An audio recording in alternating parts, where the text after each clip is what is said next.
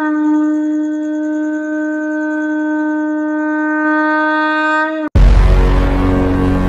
नमः शिवाय। ओम नमः शिवाय।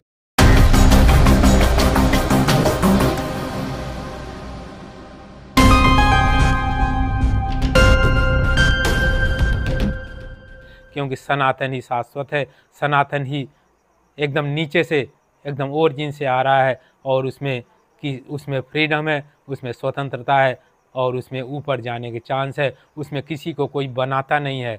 और धर्मों में तो इस्लाम बनाता है, इस्लाम मुस्लिम बन जाओ, ईसाई बनाता है, ईसाई बन जाओ, लेकिन सनातन कभी नहीं बनाता सनातन बन जाओ, क्योंकि वो सनातन है ही। इसलिए शंकर सेना का काम सारे संसार को सनातन बनाना है, सनातन की तरफ ले जाना है, सनातन धर्म की ऊंचाइयों को दिखाना है। इसके बाद शंकर सेना के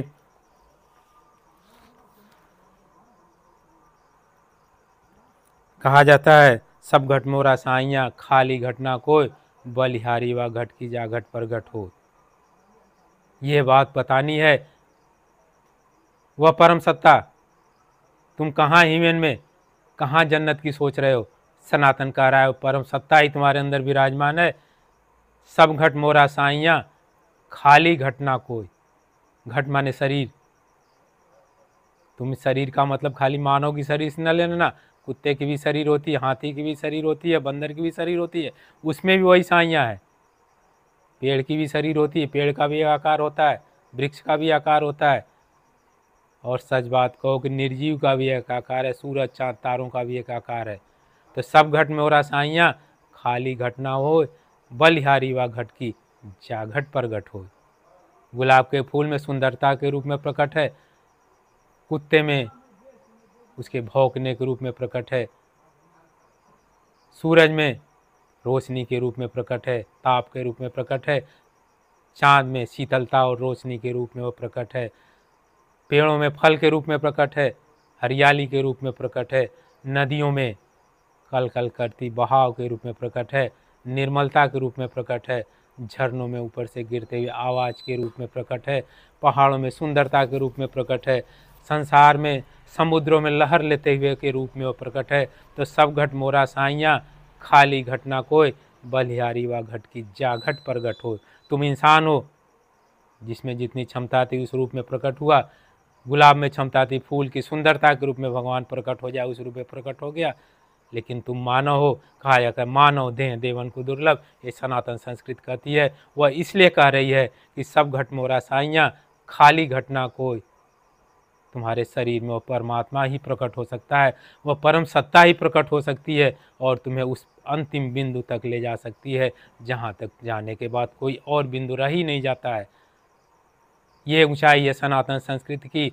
हीवन और स्वर्ग तो एक कहें कि बच्चों को खेलने के खिलौने हैं, जो हमारे बच्चे को हम अपने बच्चों को दे देते हैं। लो लूडो खोलो, ये कैमरा खेल लो, इससे फोटो फाटो खींचो, ये मोबाइल ले लो खेलो। ये दशा हीवन और स्वर्ग की, हीवन और जन्नत की।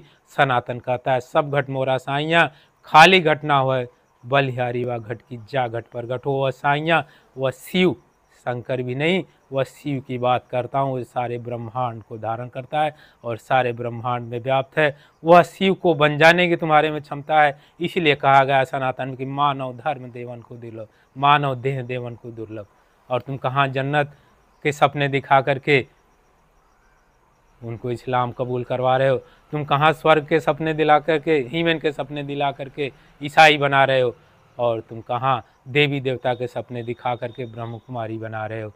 सब घट मोरा साइयाँ, खाली घट ना हो, बलिहारी व घट की जा घट पर घट हो। और इसी को एक कवि ने, एक और ने कहा है कि हे निर्गुण निराकार, मैंने तुम्हें देखा है होते हुए साकार। वह निर्गुण निराकार, रजोगुण सतोगुण तमोगुण तीनों को मिला दिया जाए तो जीरो गुण, क्योंकि वो सेपरेशन ही गुणों का कारण है। और वह परम सत्ता निर्गुण, न तो रजो सतो और तमो तीनों से बाहर, वह निर्गुण है। देवताओं में तमोगुण की प्रधानता है, दैत्यों में रजोगुण की प्रधान देवताओं में रजोगुण की प्रधानता है, दैत्यों में तमोगुण की प्रधानता है। सतोगुण की प्रधानता जब स्थिर हो गया, बुद्ध में स्थिर हो गया सतोगुण, महावीर में स्थिर हो गया सतोगुण, मीरा में स्थिर हो गया सतोगुण, जो किसी से बैर न किसी से भाव। कबीरा खड़ा बाजार में, दोनों दल से खैर, ना कहू से दोस्ती ना कहू से बैर। इस भावना में आ गया। देवता भी इस भावना में रहते हैं, इस डर से जीते रहते हैं कहीं दैत्य मेरा राज्य न छीन ले। देवताओं को भी कमी लगी रहती है। कहानियाँ सुने, अप्सराओं से भरा हुआ देवलोक में भी देव का राजा इंद्र किसी दूसरे की बीवी पर मर जाता है। दैत्यों को देखे होंगे, उनको कमी लगी रहती है, कैसे मैं देवलोक को जीत लूँ, वहाँ की अप्सराओं पर नियंत्रण कर लूँ, देवलोक का राजा बन जाऊँ। यहाँ कामना है, तो रजोगुण और तमोगुण कामना प्रधान गुण है। साथ ही साथ अगर ये महावीर हो गया, उनको कुछ नहीं चाहिए। बुद्ध है, उनको कुछ नहीं चाहिए। मीरा है, उसको क्या चाहिए? कृष्ण है, उसको क्या चाहिए? तो जो कुछ नहीं चाहिए जिसको, वह है सतोगुण में व्याप्त है। लेकिन इन सारे गुणों से बाहर जो परम सत्ता का गुण है निर्गुण, ये तीनों गुण उसको नहीं चाहिए। वह निर्गुण ही सारे संसार को धारण करती है, ये सनातन संस्कृत बताती है। उसी को कहा गया, हे निर्गुण निराकार, मैंने तुम्हें देखा है होते हुए साकार। वही निर्गुण निराकार ही साकार रूप में सूर्य में है, वही निर्गुण निराकार ही साकार रूप में चांद में है, वही निर्गुण निराकार ही साकार रूप में वृक्षों में है, वही निर्गुण निराकार ही साकार रूप में जानवरों में है, कुत्तों में है, फूलों में है, और नदियों में है, झरनों में है, और वही निर्गुण निराकार साकार रूप में हमारे और आपके बीच में है।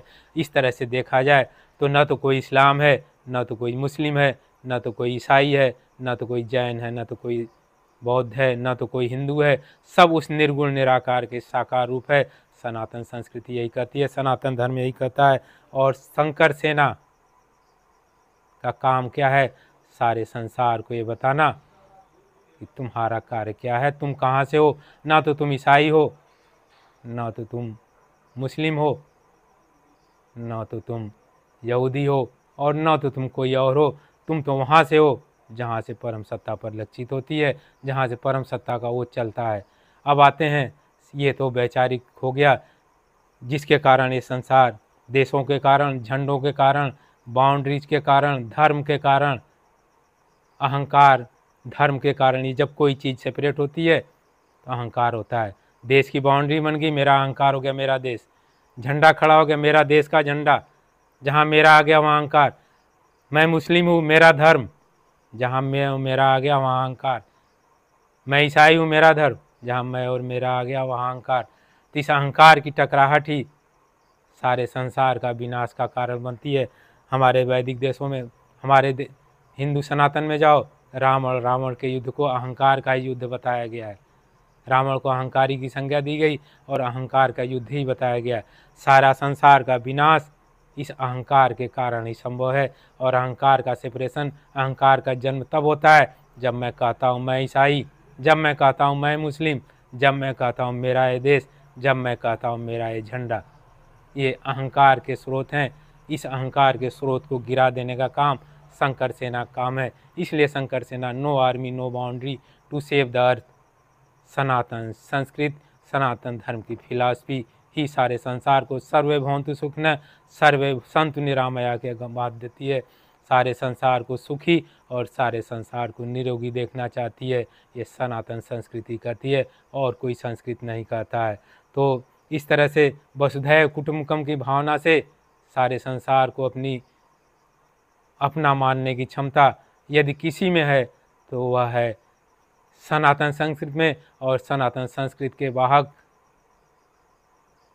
शंकर, और शंकर की शिवसेना को इसी बात को सारे संसार में फैलाना है। लेकिन ये छोटी सी बातें हैं जो वैचारिक रूप से करना आसान है, लेकिन एक बहुत बड़ी बात और भी है।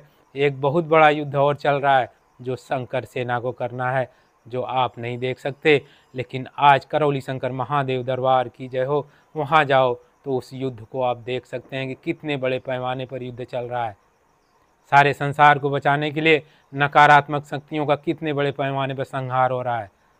राजकुमार वहाँ जाकर देखेंगे, करौली शंकर महादेव के वीडियो को सारे संसार देखो कि कितने बड़े कितने बड़े पैमाने पर लाखों करोड़ों अरबों दैत्य दानव, नकारात्मक किल्विश, भूत प्रेत पैताल पिशाच जो इस सारे संसार को अंधकार में ले जाने की क्षमता रखते हैं, उनका नाश किया जा रहा है। वीडियो देखने के लिए धन्यवाद। अगर वीडियो में कुछ भी सकारात्मक पॉजिटिव दिखा हो तो आप मानव समुदाय के हित में लाइक करें, शेयर करें और चैनल को सब्सक्राइब करना ना भूलें।